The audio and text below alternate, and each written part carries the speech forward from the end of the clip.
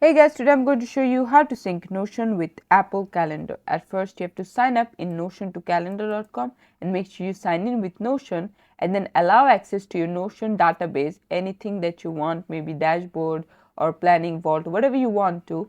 And after in dashboard, you want to get the link for maybe the publications or the festivals, anything that you want in future to be connected with your Apple Calendar. You have to click on get links and then get the link, and the calendar link will be copied on your pasteboard, and then you're going to subscribe to Notion Calendar on Apple Calendar on Mac OS.